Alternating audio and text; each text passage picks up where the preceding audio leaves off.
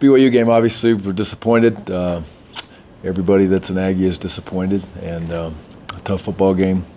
BYU played well, and they deserved to win the football game. It came down to a lot of the same things I thought at the end of the game. The turnovers were huge, and missed tackles were a big part of it. A mobile quarterback gave us problems, which was an issue at times.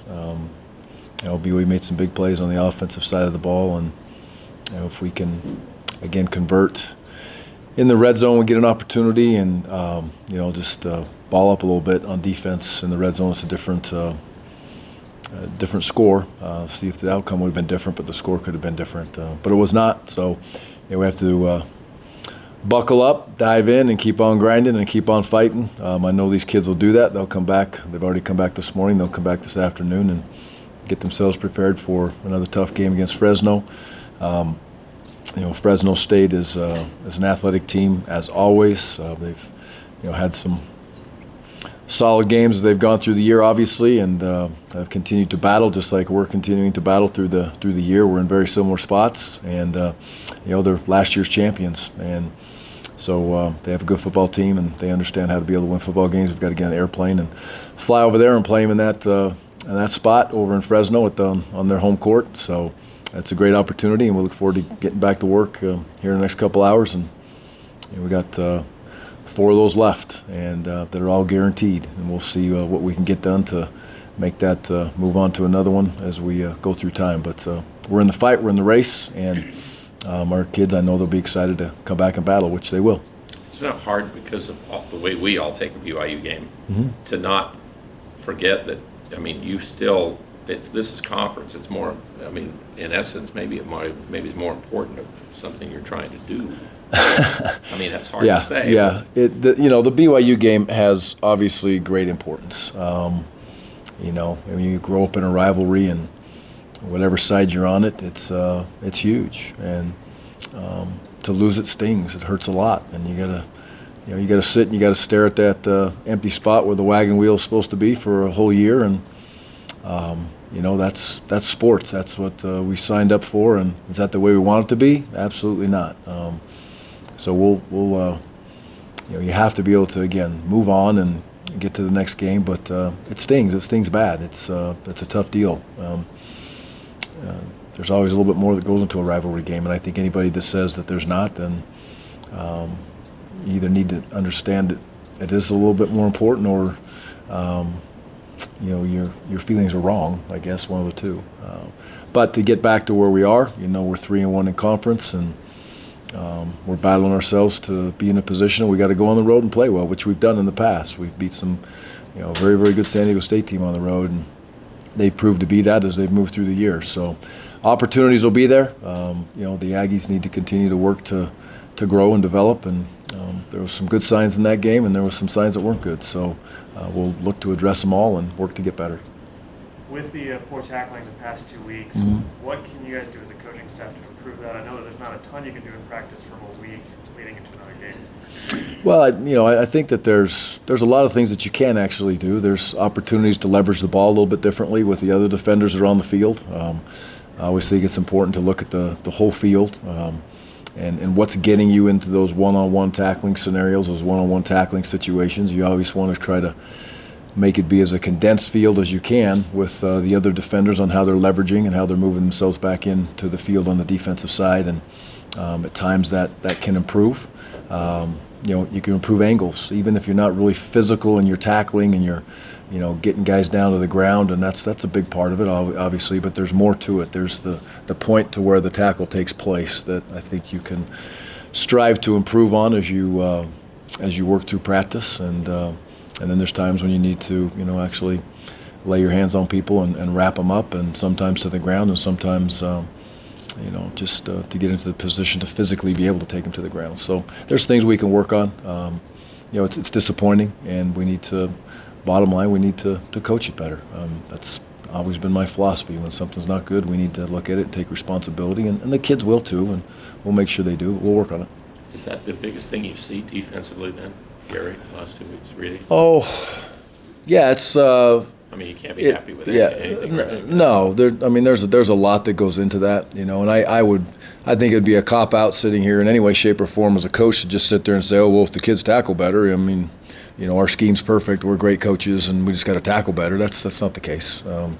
We can work to tweak the schemes and help the kids get where they need to be and have a better understanding. There's no real reason to sit back and when you're in a struggling time and you're dealing with adversity, if you've done this long enough, which, obviously I have, there's going to be times when it's really good and you can sit up here and pound your back and say I'm great. There's times when you can sit up here and say I'm not great, and that's just not my style. My style is to look back and say, hey, we'll work to get the kids better in bad, and when it's good, it's all the kids. So, but we can help them. I think that's the key thing, is to help them and make sure it's crystal clear in their minds and it's clean and they can play fast and precise. And just because it looks good on the board all the time, it doesn't always look good out there on the field. And so we'll work to do that. Last week our goal was to play, fast, physical, and smart. We need to be more physical, and we need to put the kids in a position to be more physical also. I think we can help them do that. Not having your leading tackler has to also be a blow to them. Not having David is a huge blow for every Aggie at every level.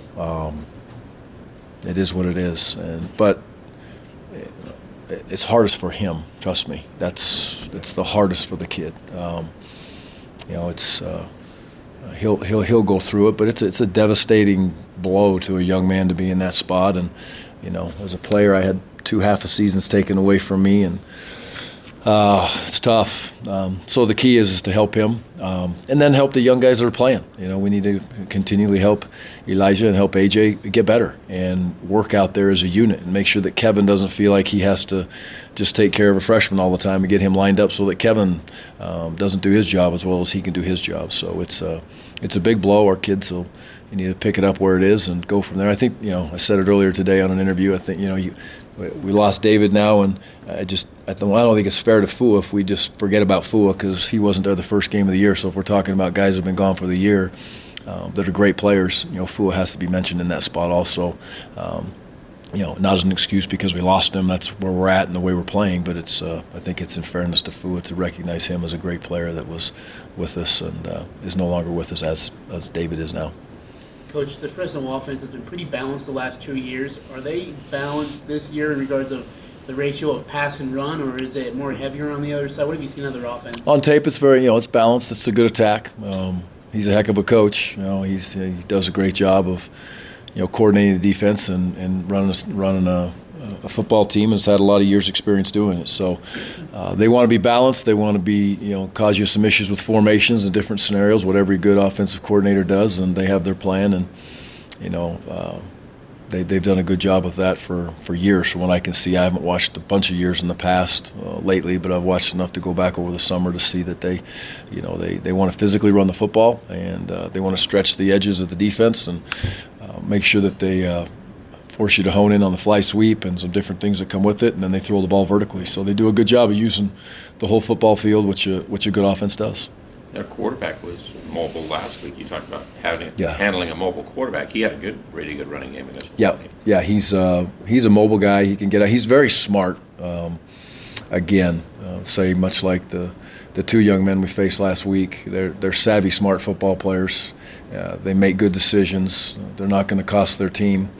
And when he has an opportunity to run, he'll go out and run. And he's been a very good quarterback for the scheme that they're asking them to play, and I think he plays right within the skill set of what Coach Tedford or what his offensive coaches expect.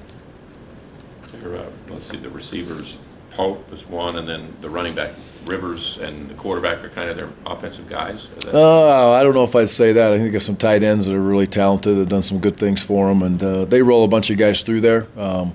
But yes, those kids you mentioned are very good players, and they've been highlighted through their stats. But there's a bunch of guys that come in that make plays for them, and vertical stretch wide receivers are a huge concern. They got speed, they got quickness. I think the quarterback throws a very good deep ball, and that's shown up on tape. virtually every week, and they're gonna make you defend it. They're gonna throw up some 50-50 balls, and they've got a bunch of PIs that have gone along with those 50-50 balls as they've gone through time, and so there's playmakers on that offensive side of the football without a question. And then defensively, it's kind of like they're balanced too. They kind of really haven't been great defensively, but they must have made stands when they had to. Yeah, and they're again, athletic, talented group that I think is well coached and sound. They do a nice job. They replaced a bunch of guys from a year ago, and they seem to be battling and fighting their tails off every single week. Yes, and the most noticeable thing to me is scheme-wise is to sit back and they're sound. They play hard. They're a group that's gonna if you've got to earn your way, and that's what a quality defense does, is give you an opportunity to, if you have a chance to make a play, and then they haven't been giving up a bunch. They haven't been a team that's just given up huge amounts of big plays, which they're a good football team. So we're going into playing a good football team, and we'll do that next week and the next week, and away we go in the next one. So it's a good team. This was a team when you were here before. You had a hard time. You had some close games with them a couple of times there, but couldn't get over the hump when you were here the first time out there. Yep. Yeah. Fresno's always been. It was.